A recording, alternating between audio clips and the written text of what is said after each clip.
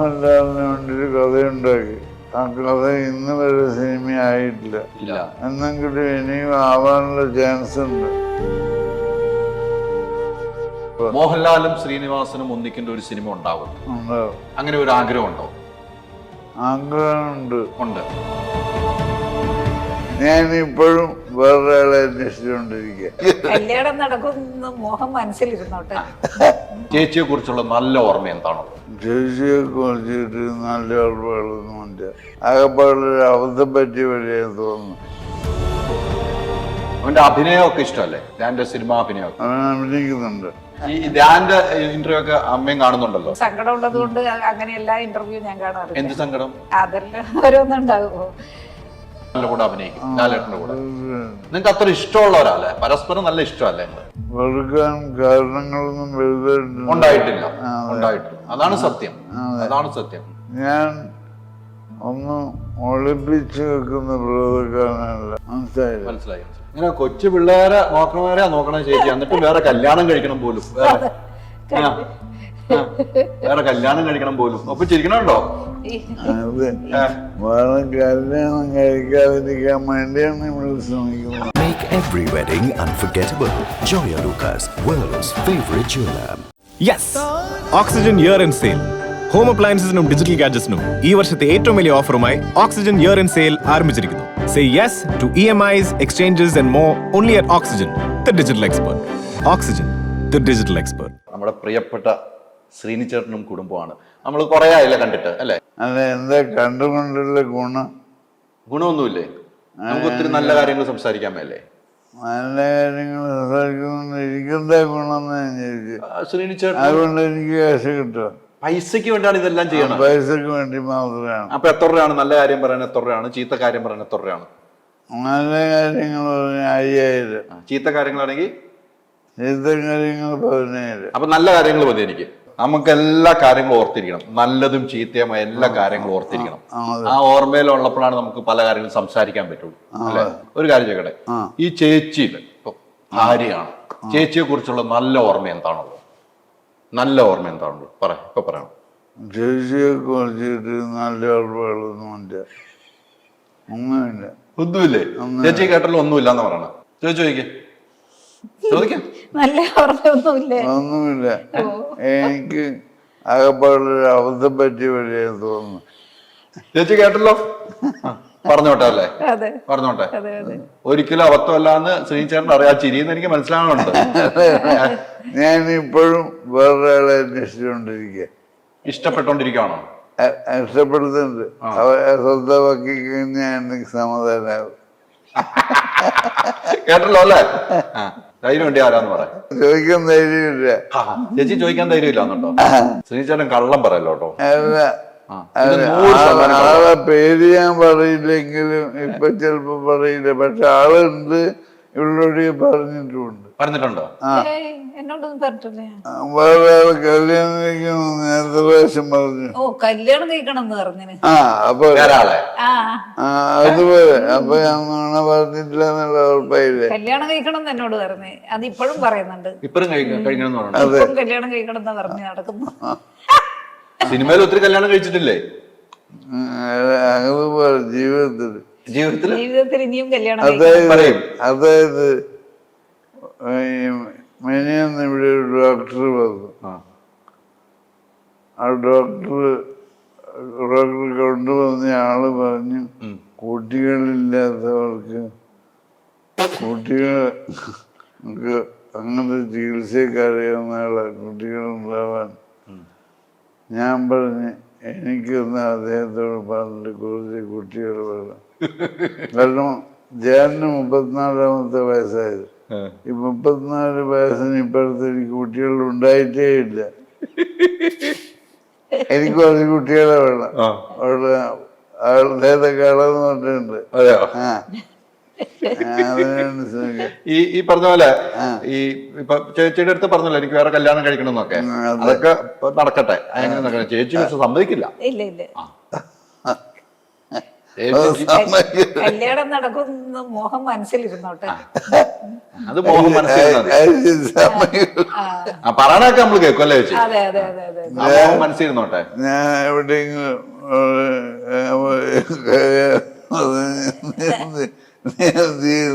ചെയ്യും.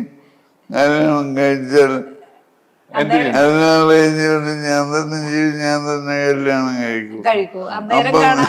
അപ്പൊ എന്താ ചെയ്യാ? അപ്പൊ കാണാം. അപ്പൊ കാണാം. ഇപ്പൊ കാണാം. ഇപ്പോഴേ പറയണ്ടല്ലോ. ഇപ്പൊ പറയില്ലേ?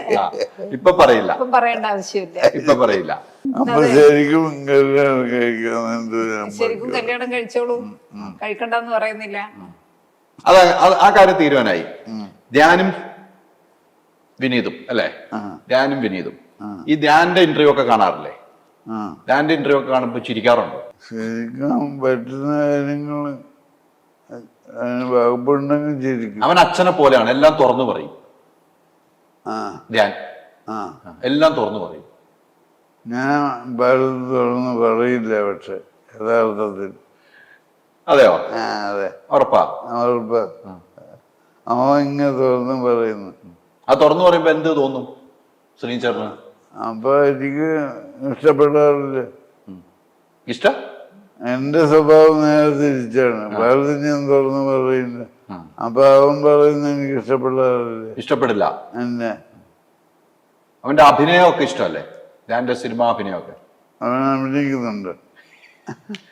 ഈ കൗണ്ടർ അടി നിർത്തിയിട്ടില്ല അല്ലേ? കൗണ്ടർ അടി നിർത്തിയിട്ടില്ല അല്ലേ? കൗണ്ടർ അടി നിർത്തിയിട്ടില്ല അല്ലേ? ധ്യാന്റെ ഇന്റർവ്യൂ ഒക്കെ അമ്മയും കാണുന്നുണ്ടല്ലോ. ഞാനെല്ലാം ഒന്നും കാണും. കുറെ ഒക്കെ കാണാറുണ്ടല്ലോ. അപ്പൊ ഈ കഥകളൊക്കെ പറഞ്ഞ ഇന്റർവ്യൂ ഒക്കെ കണ്ടിട്ടുണ്ടാവുമല്ലോ. അങ്ങനെ എനിക്ക് കുറെ സങ്കടം ഉള്ളത് കൊണ്ട് അങ്ങനെ എല്ലാ ഇന്റർവ്യൂ ഞാൻ കാണാറില്ല. എന്ത് സങ്കടം? അതെല്ലാം ഓരോന്നുണ്ടാകുമോ? അപ്പൊ ഞാൻ പറഞ്ഞതിൽ സങ്കടം ഉണ്ടോ? അങ്ങനെ അല്ല, എന്നാലും അല്ല, അതൊക്കെ അങ്ങനെ പറഞ്ഞു ഒരു തമാശ രീതിക്ക് എടുത്താൽ മതി. നീ കാര്യം പറ. ഒരമ്മയെ കുറിച്ച് മോൻ തമാശ രീതിക്ക് പറയുന്ന കാര്യം, മോനെ കുറിച്ച് അമ്മമാരും അച്ഛന്മാരും തമാശ രീതിക്ക് പലതും പറയാറില്ലേ? അതാ തമാശ രീതിക്ക് നമ്മൾ എടുക്കാവുള്ളൂ. ആൾക്കാരൊക്കെ മൊത്തം തമാശയിലെ എടുക്കും, കുഴപ്പമില്ല. ആൾക്കാര് മൊത്തം തമാശയിലല്ലേ അവന്റെ സംസാരം കാണുന്നത്. ഞാനെല്ലാം മാറിയിപ്പോ. ഞാൻ എന്റെ ഒരു ലാസ്റ്റ് ഇന്റർവ്യൂ പറഞ്ഞു, അതോടുകൂടി ഇന്റർവ്യൂ നിർത്തുകയെന്ന് പറഞ്ഞു. എന്റെ ഒരു സീരിയസ് ഇന്റർവ്യൂ ആണ്, തമാശയും ചിരിയൊന്നും ഇല്ലായിരുന്നു. നല്ല ഗൗരവമായിട്ട് കുറെ കാര്യങ്ങൾ തുറന്നു പറഞ്ഞു ധ്യാൻ. പക്ഷേ അവൻ ചെറുപ്പത്തിലൊക്കെ പഠിക്കാനെല്ലാം മിടുക്കനായിരുന്നു. വിനീതൂട്ടനേക്കാളും ഒന്നും കൂടി ഷാർപ്പ് ബ്രെയിൻ ആയിരുന്നു അവൻ്റെത്. പിന്നെ അച്ഛൻ തന്നെ റാണി ചെയ്യുന്ന പ്രൊഫഷൻസി പ്രൈസ് കൊടുത്തിട്ടുണ്ട് അവന്. അതിന് ഫോട്ടോ ഉണ്ട്.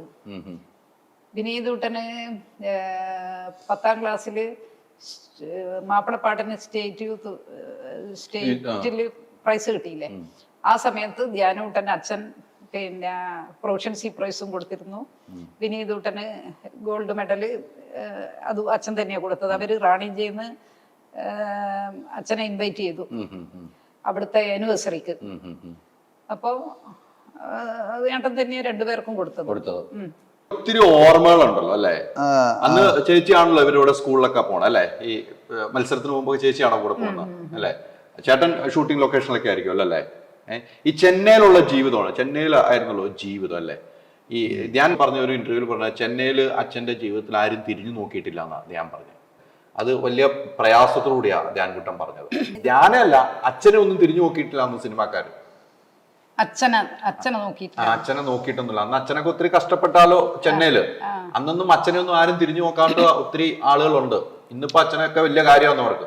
അതെ, അന്ന് കഷ്ടപ്പെട്ടു എന്ന് പറയുന്നത് പിന്നെ 3/4 പവൻ കഷ്ടപ്പെട്ടിട്ടില്ല. ഇല്ല, പൈസ ഒക്കെ ഉണ്ടായിരുന്നു ഒത്തിരി. ഒത്തിരി പൈസയൊന്നും ഇല്ലായിരുന്നു. പക്ഷേ പിന്നെ നമ്മള് കഷ്ടപ്പാടായി തോന്നിയിട്ടില്ല. സംഭവം പൈസ എല്ലാം വേണോ? ഇവര് പിന്നെ ജനിച്ചപ്പോഴേ ചേട്ടൻ്റെ അടുത്ത് പൈസ ഉണ്ടല്ലോ. പക്ഷേ ചേട്ടൻ പൈസ ഇല്ലാണ്ട് കഷ്ടപ്പെട്ട് ജീവിച്ചോണ്ട് ചേട്ടൻ അതൊരു കഷ്ടപ്പാടായി തോന്നിയിട്ടില്ല ഒരിക്കലും. അങ്ങനെ ജീവിച്ചിട്ടുണ്ട്. അത് കഷ്ടപ്പാടായിട്ട് ചേട്ടൻ ഒരിക്കലും പറഞ്ഞിട്ടുമില്ല. കഷ്ടപ്പാടായിട്ട് അനുഭവപ്പെട്ടിട്ടുമില്ല. നിങ്ങൾ ഒരുമിച്ച് ചേച്ചിക്കും അനുഭവപ്പെട്ടിട്ടില്ല? എനിക്കും ഇല്ല. എനിക്ക് ഒരു കണക്കിന് പണ്ടാ നല്ലത് എന്ന് വിചാരിക്കുന്നു. കാരണം ഇപ്പം ഈ വലിയൊരു വീടും കാര്യങ്ങളും മെയിൻറ്റെയിൻ ചെയ്യുന്നതും പിടിക്കുന്നതും എന്നെല്ലാം പറയുന്നത് എന്നെ സംബന്ധിച്ചിട്ട് പണ്ടാ നല്ലത് എന്നാ ഞാൻ പണ്ടൊരു ചെറിയ വീടും പണ്ടത്തെ ഒരു ജീവിതം തന്നെയാ നല്ലത്. ഒന്നും ഒരു ടെൻഷനും ഇല്ല, ഒന്നുമില്ല. ഇപ്പം അപ്പം പറയുന്ന അത് ശരിയൊന്നുമല്ല. കാരണം നീട്ടനും കഷ്ടപ്പാടിൽ ആ കഷ്ടപ്പാടാന്ന് നീട്ടൻ വിചാരിച്ചിട്ടില്ല, ഒരിക്കലും അനുഭവപ്പെട്ടിട്ടില്ല എന്ന് തന്നെ എന്നോട് പറഞ്ഞത്. ഞാനും വിചാരിച്ചിട്ടില്ല. എനിക്കും അതൊന്നും പ്രശ്നമായിട്ട് ഒരിക്കലും തോന്നിയിട്ടില്ല. സാമ്പത്തിക പ്രശ്നം ഒരിക്കലും തോന്നിയിട്ടില്ല, ഇല്ലാത്ത സമയത്തും തോന്നിയിട്ടില്ല. എന്നാലും ഇപ്പോഴാണ് എല്ലാവർക്കും എല്ലാ കാര്യവും ചെയ്യണ്ടേ എന്നുള്ളൊരു ഇത്. ശ്രീനിച്ചേട്ടന് എഴുതിയ സിനിമയിൽ ഏറ്റവും ഇഷ്ടമുള്ള സിനിമ ഏതായിരിക്കും? ഏറ്റവും കൂടുതൽ ആളുകൾ കണ്ട സിനിമ ഏതാണ്? അതായിരിക്കും എനിക്കിഷ്ടം. അതേതാണെന്ന് എനിക്ക് അറിഞ്ഞുകൂടാ. എനിക്ക് ഏറ്റവും കൂടുതൽ ആളുകൾ കാണുന്ന സിനിമ എനിക്കിഷ്ടമാണ്, സന്തോഷമാണ്. നമ്മളുടെ അധ്വാനം കൂടുതൽ ആളുകളിലേക്ക് എത്തി എന്നുള്ളതാണ് സന്തോഷം. നമ്മൾ ചെയ്യുന്ന ജോലിക്ക് ഉള്ള ഒരു അംഗീകാരമായിട്ട് നമ്മളതിനെ കാണുന്നു. അതെ അതെ അതെ അതെ. ഈ സത്യനന്ദിക്കാടുമായിട്ടുള്ള കൂട്ടുകെട്ടല്ലേ ശ്രീനിച്ചേട്ടൻ്റെ ഏറ്റവും ഹിറ്റുകൾ നന്നായിരുന്നു അല്ലേ? അല്ല, സത്യനും ആദ്യകാലത്ത് പ്രിയന്റെ കുറെ പടങ്ങൾ, പ്രിയന്റെ കൂടെയും കുറെ പടം ഇല്ലേ? നിങ്ങൾ ആ ഒരുമിച്ചുള്ള യാത്ര നല്ല രസമായിരുന്നു അന്ന് പ്രേക്ഷകർക്ക് അല്ലേ? പ്രേക്ഷകർ ഇപ്പോഴും ആഗ്രഹിക്കുന്ന യാത്രയാണ് നിങ്ങളുടെ യാത്രയൊക്കെ. പ്രിയൻ സാറ്, മോഹൻലാല്, ശ്രീനിച്ചേട്ടൻ, സത്യനന്ദിക്കാട് ചേട്ടൻ, ഇവരെല്ലാവരും ഒരുമിച്ചുള്ള യാത്ര ആളുകൾക്ക് ഇപ്പോഴും വലിയ താല്പര്യമാണ് അല്ലേ? അങ്ങനെ ഒരു പടമൊക്കെ നമുക്കിനി വേണ്ടേ? വേണ്ടതാണ്.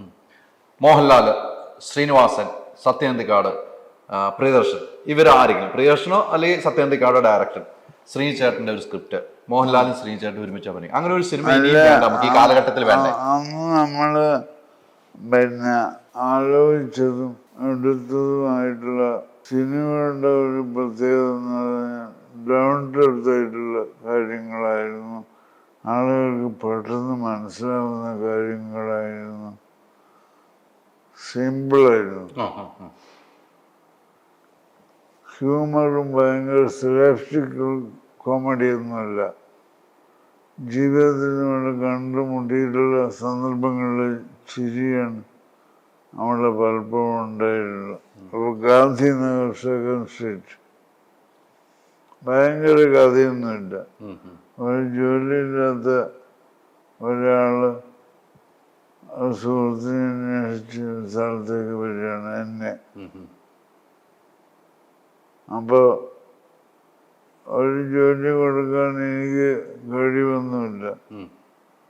അങ്ങനെ ഇയാൾക്ക് എനിക്ക് പരിചയമുള്ള ഒരു സ്ഥലത്ത് ഒരു നിവൃത്തിയില്ലാത്തതുകൊണ്ട് നീ ഒരു കൂർക്കയായിട്ട് ഒരു ശ്രമം നടത്തി നോക്കുന്നുണ്ട്. അവൻ കൂർക്കയാവാണ്. അത് വലിയ ഭയങ്കര കഥയൊന്നുമല്ല. അതെ അതെ, അത് ചെറിയൊരു കാര്യത്തിന് വേണ്ടിയാണ് ആ കഥ പോകുന്നത്. പക്ഷെ എല്ലാ രംഗങ്ങളും ആളുകൾ രസിക്കുന്ന പോലെ ഉണ്ടായിരുന്നു. അത് നല്ല രസമായിരുന്നു. അതിപ്പം ശ്രീനിച്ചേട്ടൻ പറഞ്ഞ ഒരു കൂർക്കയായിട്ട് മോഹൻലാൽ വരുന്നു, ലാലേട്ടൻ ഭയങ്കര നല്ല രീതിയിൽ അഭിനയിക്കുന്നു. നിങ്ങളുടെ സ്ക്രിപ്റ്റ്, നിങ്ങളുടെ ഒരു കൂട്ടായ്മയിലുള്ള സിനിമകള് പ്രേക്ഷകർക്ക് ഇപ്പോഴും ഇഷ്ടമാണല്ലോ, ഇപ്പോഴും കാണാൻ താല്പര്യമാണ്. സമാധാനം, സന്മനസ്സിലുള്ളവർക്ക് സമാധാനം. പിന്നെ ടി പി അതിലാണ് മോഹൻലാൽ ആദ്യമായിട്ട് അഭിനയത്തിന് അവാർഡ്, സ്റ്റേറ്റ് അവാർഡ് കിട്ടുന്നത്. അതെ, ഭയങ്കര അഭിനയിക്കാനുള്ള സംഭവങ്ങളൊന്നുമില്ല, പക്ഷെ അവാർഡ് കിട്ടിയ ആ സിനിമക്ക്. ആ സിനിമ അത്രയും ഇഷ്ടമാണ് ആളുകൾക്ക് അല്ലേ? ജൂറിക്ക് വരെ ഇഷ്ടപ്പെട്ട സിനിമയല്ലേ? അങ്ങനെ മോഹൻലാലുമായിട്ടുള്ള സിനിമകൾ ഒത്തിരി അല്ലേ നിങ്ങൾ ചോദിച്ചത് അല്ലേ? നാടോടിക്കാറ്റൊക്കെ ഒന്ന് ഓർത്താലേ അല്ലേ? ദാസനും വിജയനും. ഈ ദാസനും വിജയൻ അങ്ങനെ ഒരു പേര്, ആ ഒരു പേരിടാനുള്ള കാരണം ദാസനും വിജയനും ആ സ്ക്രിപ്റ്റിൽ എഴുതുമ്പോ ആ ഒരു പേരിടാൻ കാരണം മധുരാഷ്ട്രയില് ഞാൻ ചെന്നപ്പോ അവിടെ ഇൻസ്റ്റിറ്റ്യൂട്ട് പഠിക്കണമെങ്കിൽ എവിടെ താമസിക്കണം അവിടെ ഒരു സ്ഥലം കണ്ടുപിടിച്ച് വാടക കൊടുത്ത് താമസിക്കാനുള്ള യാതൊരു വകുപ്പും എനിക്കില്ല, പൈസ ഇല്ല. അപ്പം അങ്ങനെ ഇരിക്കുമ്പോൾ നാട്ടിലെ എൻ്റെ സുഹൃത്തായ ദാസൻ എന്ന് പറഞ്ഞവൻ്റെ അവൻ താമസിക്കുന്ന സ്ഥലത്താണ് ഞാൻ പോയി താമസിച്ചത്. അതാണ് ശരിക്കും പറഞ്ഞ ദാസൻ. വിജയന് പ്രത്യേകിച്ച് കാരണങ്ങളൊന്നുമില്ല, വിജയന് എത്രയോ ഉണ്ട്. ദാസൻ അതാണ് എൻ്റെ ശരിക്കും പറഞ്ഞ ഒരു അഭയസ്ഥാനം തന്ന ആ സുഹൃത്തിൻ്റെ പേരാണ് ദാസൻ. അതെ, അതാണ് ആ പേരിനോട് ഇത്ര പ്രിയം അല്ലെ? ദാസനോട് ഇത്ര പ്രിയം വരാൻ കാരണം അതാണ് ആ പേരിനോടുള്ള താല്പര്യം. ആ പേരിന് ഒരു അർത്ഥമുണ്ടായത് അങ്ങനെയാണ് അല്ലെ? ആ ദാസനും വിജയന്റെയും കൂട്ടുകെട്ടുണ്ടല്ലോ എന്റെ ശ്രീനിച്ചേട്ടാ. ഞാനൊക്കെ പഠിക്കുന്ന കാലത്തും ജോലി എടുത്ത നിങ്ങളുടെ ആ കൂട്ടുകെട്ട് കാണുമ്പോ ഒക്കെ നമുക്ക് അസൂയായിരുന്നു. ഇനി ആളുകൾക്ക് അസൂയ കൊണ്ടാണ് നിങ്ങൾ ഒരുമിച്ച് ഒരു സിനിമയൊക്കെ വന്ന ഇനി നമുക്ക് അല്ലേ? ഉറപ്പല്ലേ? മോഹൻലാലും ശ്രീനിവാസനും ഒന്നിക്കേണ്ട ഒരു സിനിമ ഉണ്ടാവും, അങ്ങനെ ഒരു ആഗ്രഹമുണ്ടോ? ആഗ്രഹമുണ്ട്. ഉണ്ട്. അതിന് പഴയ ആൾക്കാരും ശ്രമിക്കാറുണ്ട്. പഴയ ആൾക്കാര് ശ്രമിക്കാറുണ്ട്, വല്ലപ്പോഴും ശ്രമിക്കാറുണ്ടല്ലേ? അപ്പൊ അങ്ങനെ ഉണ്ടെങ്കിൽ ഒരു കഥ ശ്രീചേട്ടൻ എഴുതണ്ടേ? നിങ്ങൾ രണ്ടുപേരും അഭിനയിക്കുന്ന ഒരു കഥ, അല്ലെങ്കിൽ വേറെ ആരെങ്കിലും ഒരു കഥയായിട്ട് വന്നാൽ നിങ്ങൾ രണ്ടുപേരും വെച്ച് സിനിമ ചെയ്യാമെന്ന് തീരുമാനിച്ചാൽ അതിൽ അഭിനയിക്കുമോ? അഭിനയിക്കും. മോഹൻലാലിന്റെ കൂടെ അഭിനയിക്കും, ലാലേട്ടന്റെ കൂടെ. നിങ്ങൾക്ക് അത്ര ഇഷ്ടമുള്ളവരല്ലേ? പരസ്പരം നല്ല ഇഷ്ടമല്ലേ നിങ്ങൾ? വെറുക്കാൻ കാരണങ്ങളൊന്നും വലുതായിട്ടുണ്ടായില്ല. എങ്ങനെ വെറുക്കാൻ കാരണങ്ങളൊന്നും ഉണ്ടായിട്ടില്ല. അതാണ് സത്യം. അതാണ് സത്യം. ആളുകൾ എന്തെങ്കിലും പറഞ്ഞ് വെറുപ്പിക്കാൻ നോക്കുന്നതല്ലാതെ നിങ്ങൾ തമ്മിൽ വെറുക്കാനൊന്നും ഉണ്ടായിട്ടില്ല അല്ലെ? നമ്മൾ എന്തെങ്കിലും പറഞ്ഞാൽ വളച്ചൊടിച്ച് വേറെ രീതിക്ക് വെറുപ്പിക്കാൻ ശ്രമിക്കും. അത് ചിലപ്പോ ഭയങ്കര സ്നേഹം കാണുമായിരിക്കും ചില കാരണങ്ങൾ കൊണ്ട്. ഞാൻ ഒന്നും ഒളിപ്പിച്ചു വെക്കുന്ന പ്രകൃതക്കാരനല്ല, മനസ്സിലായി? അത് പൊതുവെ ആളുകൾക്ക് കുറച്ച് ഇഷ്ടപ്പെടാതിരിക്കാൻ സാധ്യതയുണ്ട്. അതെ, അത് സ്വാഭാവികമാണ്. അല്ലെ, നിങ്ങൾ തമ്മിൽ മാനസികമായിട്ട് ഒരു വെറുക്കലുമില്ല, ഒരു വഴക്കുമില്ല അല്ലേ? അല്ലേ ശ്രീചേട്ടാ? ആളുകൾ വെറുതെ പറയുന്നു നിങ്ങൾ തമ്മിൽ വലിയ ശത്രുതയാണ്. അതെ, അവർക്ക് എന്തെങ്കിലും ഗുണമുണ്ടാവും. ഈ മോഹൻലാലുമായിട്ട് നിങ്ങൾ ജീവിതത്തില്, ലാലേട്ടനുമായിട്ടുള്ള ജീവിതത്തില് ഏറ്റവും സന്തോഷം തരുന്ന ഒരു കാര്യം ഓർത്തെടുക്കാൻ പറ്റുമോ?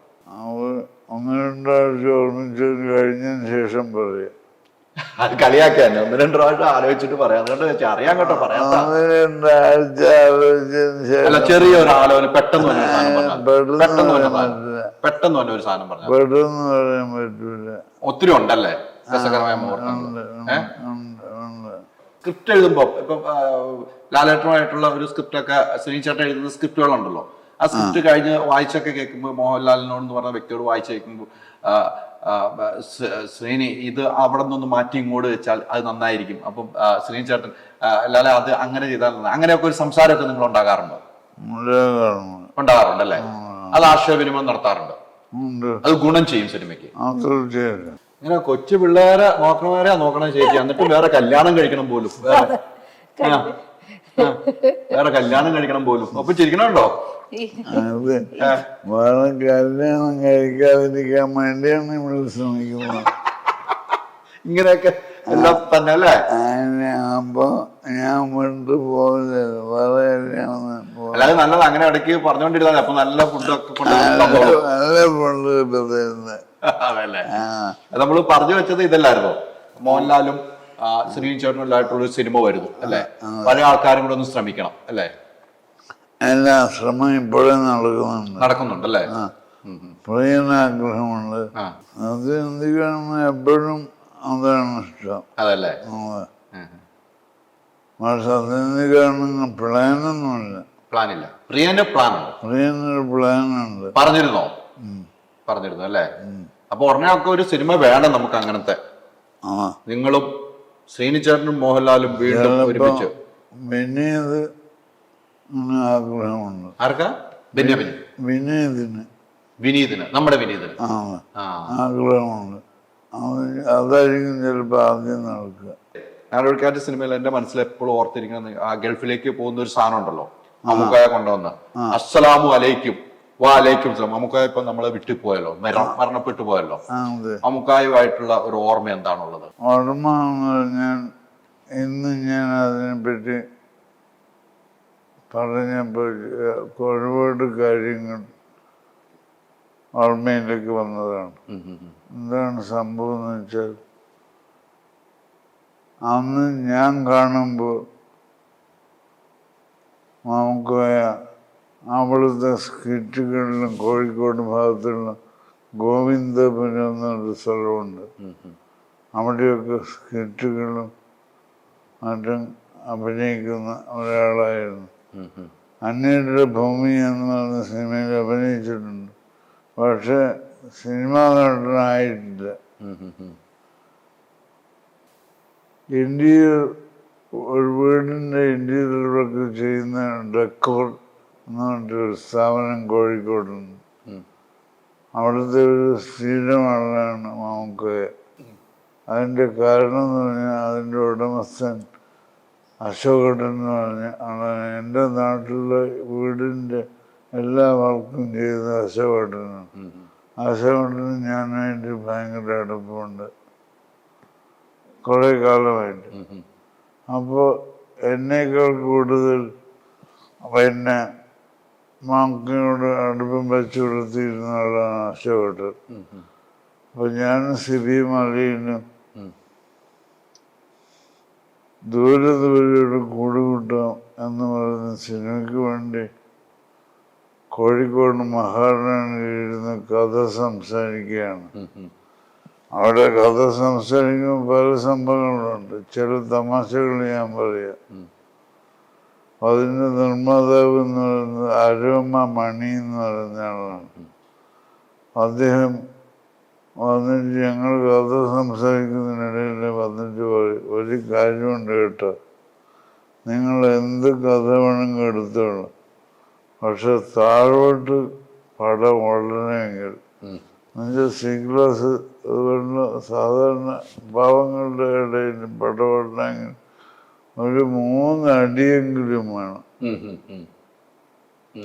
അപ്പോൾ ഞാൻ ഒരു ദിവസം പറഞ്ഞു, ഇതിൽ അങ്ങനെ അടിയുണ്ടാക്കാനുള്ള സീനൊന്നും വരാൻ സാധ്യതയില്ല എന്ന് പറഞ്ഞു. പക്ഷെ പുള്ളി എപ്പോഴും വന്നിട്ട് അടി വേണമെന്ന് പറഞ്ഞിട്ടുണ്ട്. അപ്പോൾ ഒരു ദിവസം ഞാൻ സിബിയോട് പറഞ്ഞു, ആ ക്യാരക്ടർ വേറൊരാളുടെ ഷർട്ടിന് പിടിക്കുന്ന ഒരു സീനുണ്ട്, അത് നമുക്ക് ഒരു അടിയൊക്കെ മാറ്റാൻ പറ്റുമോയെന്ന് ചോദിച്ചു. നമുക്ക് ശ്രമിച്ചു നോക്കുന്നതാണ്. അല്ല ഇയാളിങ്ങനെ മുടാതെ പിടിയിരിക്കുകയല്ല. അപ്പോൾ അങ്ങനെ ഇയാൾ വന്നപ്പോൾ ഞാൻ പറഞ്ഞു ഒരടി ശരിയായിട്ടുണ്ടെന്ന് പറഞ്ഞു. അപ്പോൾ പുള്ളി ഒന്ന് പോലെ 3 അടി വേണം നിർബന്ധമായിട്ട്, അല്ലെങ്കിൽ താഴോട്ട് പോവില്ല. താഴോട്ട് പോകുന്നത് പക്ഷെ മേലോട്ട് എന്തായാലും പുള്ളിക്ക് കുഴപ്പമില്ല, താഴോട്ട് പോവില്ല. അതാണ് പുള്ളി പ്രശ്നം. ഞാൻ പറഞ്ഞു ഇനി ഒരു അടി മാത്രമല്ല, അത് ഞാനും നിങ്ങളും ഏറ്റിക്കുന്നതാണ്. അപ്പൊ തന്നെ പുള്ളി എഴുന്നേറ്റ് പോയി. അല്ല, മമ്മൂക്കയെ പറ്റി പറഞ്ഞുകൊണ്ട് അപ്പൊ പിന്നെ അടിയുടെ കാര്യം പറഞ്ഞിട്ടില്ല. പുള്ളിക്ക് സംശയം ഉണ്ടെന്ന ചിലപ്പോൾ ഇയാൾ സീരിയസ് ആയിട്ട് പറഞ്ഞാണോ പല സിറ്റുവേഷൻസ് ഉണ്ടായിട്ടുണ്ട്. അടിയുടെ പക്കത്ത് വരെ എത്തിയതാണ് പലപ്പോഴും. എന്നോട് എനിക്ക് കുറച്ച് പൈസ ഉണ്ടായിരുന്നു. പൈസ ആ പുള്ളിക്ക് ഓർമ്മയില്ലെന്ന് പറഞ്ഞു. അങ്ങനെ ഫോണിൽ ഞാൻ പറഞ്ഞു, നിങ്ങൾക്ക് വലിയ ബിസിനസ്സും തിരക്കൊക്കെ ഉണ്ടോ, അതുകൊണ്ട് ഓർമ്മയില്ലാത്തതാണ്. എനിക്ക് ഇതല്ലാതെ പറയുന്ന ഓർമ്മിക്കാനില്ലല്ലോ, അതുകൊണ്ട് എനിക്ക് നല്ല ഓർമ്മയാണ് നിങ്ങൾ തരുന്നത്. എനിക്ക് ഓർമ്മയില്ലാത്ത പൈസ ഞാൻ തരില്ല എന്ന് പറഞ്ഞു. അങ്ങനെ അങ്ങോട്ടും ഇങ്ങോട്ടും ചീത്ത പറഞ്ഞു വിളിച്ച്. ഞാൻ അതെ, അത് ഞാൻ താമസിക്കുന്ന ഹോട്ടലിൽ നിന്ന് ലോട്ടറി എടുത്തിട്ട് അപ്പത്തിന് ഓഫീസിലേക്ക് പോയി. പുള്ളി അത് പ്രതീക്ഷിച്ചില്ല. വരുമെന്ന് ഓർത്തില്ല. അപ്പൊ വേറെ ഒരു രണ്ടാൾ അവിടെ ഇരിക്കുന്നുണ്ട്. അവരുടെ മുമ്പിൽ വെച്ച് ഞാൻ എന്തെങ്കിലും പറയുകയോ ചെയ്യുന്നുണ്ട്, പേടി കയറുമ്പോൾ ഇങ്ങനെ ആണ്. അതിൻ്റെ അവസാനം ഒരു തീരുമാനം എടുത്തിട്ട് പുറത്തേക്ക് വന്ന് ഞാൻ ചെന്ന് തള്ളാനാണെന്ന്. ഇയാളപ്പം വേറെ പലരും തള്ളിയിട്ടുള്ള ആളെന്ന് ഞാൻ കേട്ടിട്ടുണ്ട്. അപ്പൊ തീർച്ചയായിട്ടും തള്ളാനായിരിക്കും പരിപാടിയെന്ന് എനിക്ക് മനസ്സിലായി, തോന്നി. അങ്ങനെ അവിടെ ഞാൻ തീരുമാനിച്ചു തള്ളാൻ വേണ്ടി ഇയാൾ കൈ പൊക്കൂല്ലേ, ആ പൊക്കുന്ന സമയത്ത് എൻ്റെ അടി ഇയാൾക്ക് കൊടുക്കണം എന്ന് ഞാൻ തീരുമാനിച്ചു. പിന്നെന്ത് സംഭവിക്കുന്നുണ്ട് പിന്നത്തെ കാര്യം. പിന്നെ അയാൾ ജയിക്കുക ഞാൻ ജയിക്കുന്നുണ്ടെന്നും പ്രശ്നമില്ല, അത് തടിയാക്കി ഞാൻ കൊടുക്കും. അപ്പൊ ഇയാള് കൈ ഇങ്ങനെ നോക്കിക്കൊണ്ടിരിക്കുക. ഞാൻ എന്നെ പുറത്തേക്ക് വിളിച്ചു, അവിടെ ഇടനാഴിട്ടില്ല. അപ്പൊ ഇയാള് കൈവക്കി ഞാൻ തല്ലുന്നതിന് മുമ്പ് എൻ്റെ കൈ രണ്ടും പിടിച്ചിട്ട് പുള്ളി നമ്മൾ തമ്മിൽ അങ്ങനെ ഒരു സംഭവം ഉണ്ടാവേണ്ട കാര്യമുണ്ട്. അവിടെ തീർന്ന പ്രശ്നം. ഇവിടെ പിന്നെ ഓഫീസിൽ ആളില്ല, നാളെ ഓഫീസിൽ ആള് വരുമ്പോ ഞാൻ അടുത്ത് വന്നേക്കാം പൈസ എന്നാണ്. പിറ്റേ ദിവസം ഞാൻ വിട്ടില്ല, അവിടെ പോയി വാങ്ങിച്ചു.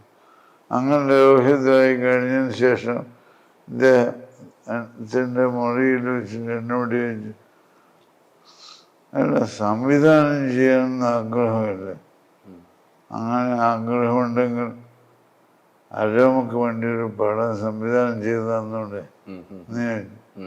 ഞാൻ പറഞ്ഞു സംവിധാനം ചെയ്യുന്നതിനെ പറ്റിയൊന്നും ഞാൻ ആലോചിച്ചിട്ടില്ല, നീ അഥവാ എപ്പോഴും ആലോചിച്ചത് തന്നെ അരോമക്ക് വേണ്ടി ചെയ്യുന്ന പ്രശ്നമേ ഇല്ല. അതെ. എന്നിട്ട് ഞാൻ പറഞ്ഞു ഇനി വേറൊരു കാര്യം കൂടി പറയും, അരോമ മാത്രമേ മലയാളത്തിന് ഈ പടം എടുക്കൂ എന്നുള്ള നിലവിലാണെങ്കിൽ ഞാൻ സിനിമ വിട്ട് പോയിക്കോളാം എന്ന് പറഞ്ഞു. അങ്ങനെയും പറഞ്ഞു. അപ്പൊ തീർച്ചയായിട്ടും എല്ലാ പ്രശ്നവും തീർന്നു. അതെ. ചേട്ടൻ്റെ കൂടെ അഭിനയിച്ച ഒത്തിരി നായികമാരുണ്ട് അല്ലേ? ഒത്തിരി നായികമാരുണ്ട്. ഏറ്റവും ഇഷ്ടപ്പെട്ട നായികാരായിരുന്നു? ചേച്ചി നോക്കണുണ്ട് കേട്ടോ. അഭിനയത്തിൽ ഉർവശിയാണ്. നിങ്ങൾ അഭിനയിച്ച സിനിമകളെല്ലാം അങ്ങനത്തെ സിനിമകളുമായിരുന്നു അല്ലേ? ഉർവശിയായിട്ടുള്ള അഭിനയിച്ച സിനിമകളിൽ ഉർവശിന്റെ അഭിനയിച്ച് പെൺമട്ടിടുന്ന താറാവ്, തലയണ മന്ത്രം. കല്യാണ മന്ത്രത്തിൽ ഭയങ്കര രസകരമായ സീനുകൾ ഒത്തിരി ഉണ്ടല്ലോ. ഉർവശി ചേച്ചി എന്റെ ഇന്റർവ്യൂവിൽ കാര്യം പറഞ്ഞോളൂ, ശ്രീനി ചേട്ടന്റെ തമാശകളെ കുറിച്ച്. കുറെ ഓർമ്മകൾ, ശ്രീനി ചേട്ടനുള്ള ഓർമ്മകളൊക്കെ രസകരമായ. അത്തരം ഒരു നടനില്ല, എല്ലാം ദേഷ്യത്തിലുണ്ടെങ്കിലും അത് ചിരിച്ചുകൊണ്ട് പറഞ്ഞ് നമ്മളെടുത്ത് മനസ്സിലാക്കി തരുന്ന ഒരു വ്യക്തിയാന്നൊക്കെ പറഞ്ഞു. അതിന് നല്ല പരസ്യം കൊടുക്കണം, എന്നെ പൊക്കി പറയുന്നല്ലേ. എനിക്കത് ഭയങ്കര ഇഷ്ടം, എന്നെ ഇറങ്ങി പൊക്കി പറയുന്നത്. അവരാണെന്ന് പറയാറില്ല. അല്ല, ഇപ്പൊ ശ്രീചേട്ടൻ തമ്മിലുള്ള എനിക്ക് അഭിനയത്തിൽ ഏറ്റവും നല്ല ഉർവശിയാണെന്ന് തന്നെ പറയുന്നുണ്ടല്ലോ. അതെ, എപ്പോഴും പറയാറുണ്ടല്ലേ. അതെ. അതിന്റെ എന്താ വെച്ചാല് മോഹൻലാലിന് വേണ്ടി ഒരു സിനിമയ്ക്ക് വേണ്ടിയിട്ട് കഥ ഉണ്ടാക്കാൻ വേണ്ടിയിട്ട് ഞാനും സത്യനന്ദിക്കാട്ടും കൂടി ശ്രീവത്സം എന്ന് പറഞ്ഞൊരു പിന്നെ ഗസ്റ്റ് ഹൗസ് ഉണ്ട് ഗുരുവായൂര്, അവിടെ ഇരിക്കുകയാണ്. എന്നുവെച്ചാൽ പ്രൊഡ്യൂസർ അവിടുത്തെ തന്നെ ശശി മുന്ദ്ര അതുകൊണ്ടാണ് അവിടെ പോയത്. അപ്പൊ മോഹൻലാലിന് വേണ്ടിയൊരു കഥയുണ്ടാക്കി. ആ കഥ ഇന്ന് വരെ സിനിമ ആയിട്ടില്ല, എന്നെങ്കിലും ഇനിയും ആവാനുള്ള ചാൻസ് ഉണ്ട്. അപ്പോഴെങ്കിലും എനിക്ക് ഉറപ്പൊന്നുമില്ല, പക്ഷെ ഒരു കഥയാക്കാൻ പറ്റുമെന്ന് ഇപ്പോഴും എനിക്ക് തോന്നുന്നുണ്ട്. മോഹൻലാലിന്റെ ക്യാരക്ടർ ഒരു തഹസിൽദാരാണ്. പുള്ളിയുടെ നേതൃത്വത്തിൽ ഒരു വീട് ജപ്തി ചെയ്യാണ്, അതാണ് കഥയുടെ ലൈൻ. അപ്പൊ ആ ജപ്തി ചെയ്യുന്ന വീട്ടിലെ കഥാപാത്രങ്ങൾ പുള്ളിയുടെ തലയിലാകാണ്, ദുരിതത്തിലേക്ക് വരുന്നതാണ്. ഇയാൾ ശരിക്കും പറഞ്ഞാൽ ഒന്നും ചെയ്താറില്ല, പക്ഷെ ഇയാളുടെ തലയിലാവും. ഇയാളെ ഉദ്യോഗസ്ഥൻ ജപ്തി ചെയ്യുമ്പോൾ ഇയാൾ വേണമെന്ന് മാത്രമേ ഉള്ളൂ. ആ കഥയില് മോഹൻലാൽ ഡേറ്റ് മാറ്റിക്കൊണ്ടേയിരുന്നു. നായിക ഉർവശിയാണ് തീരുമാനിച്ചിട്ടുണ്ട്. മോഹൻലാൽ ഡേറ്റ് മാറ്റിക്കൊണ്ടേയിരുന്നു. ഓരോ തവണ അടുത്ത മാസം ഓരോ തവണ വേറെ പടങ്ങളൊക്കെ ഉള്ളതുകൊണ്ട്. അതെ.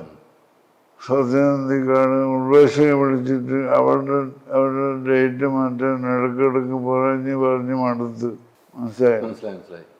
അങ്ങനെ ഒരു ദിവസം മോഹൻ്റെ ഡേറ്റ് മാറ്റിയപ്പോൾ പുള്ളി പറഞ്ഞു, നമുക്ക് മോഹനില്ലാത്തൊരു കഥയാണ് ഉർവശിയോട് ഇനി പറയാൻ പറ്റില്ല, അതുകൊണ്ട് ഉർവശി നായികയായിട്ടുള്ള ഒരു കഥ എന്തെങ്കിലും ആലോചിക്കാന്ന്. അങ്ങനെയാണ് മോഹൻലാൽ എന്നെ വിളിച്ചിട്ടുണ്ട് ആ സമയത്ത്.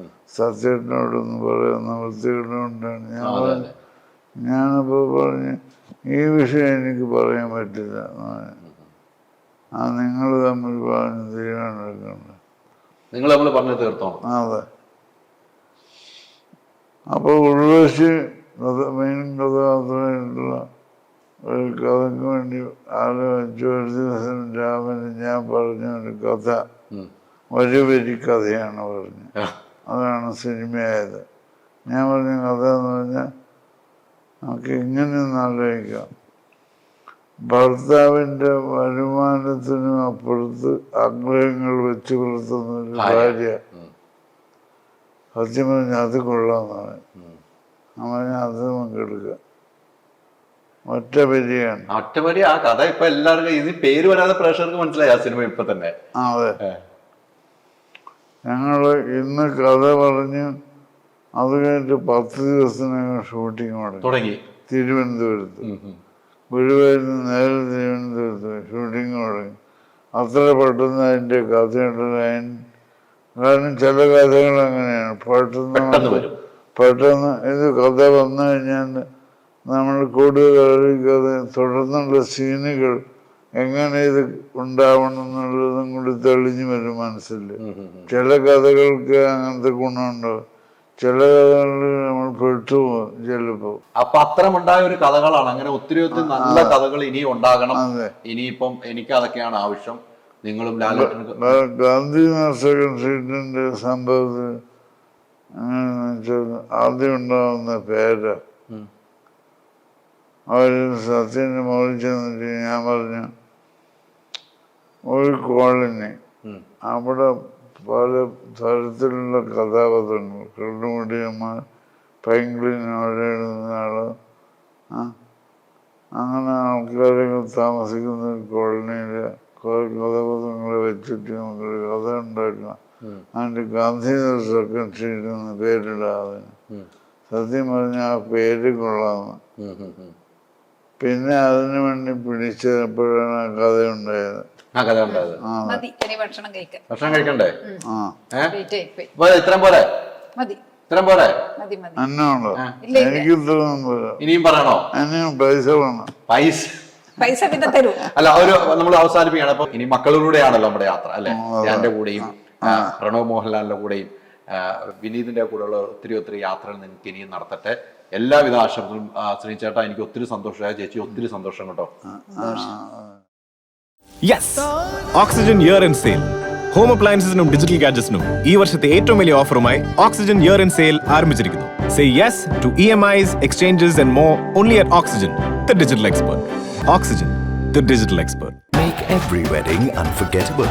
Joya Lucas, world's favorite jeweler.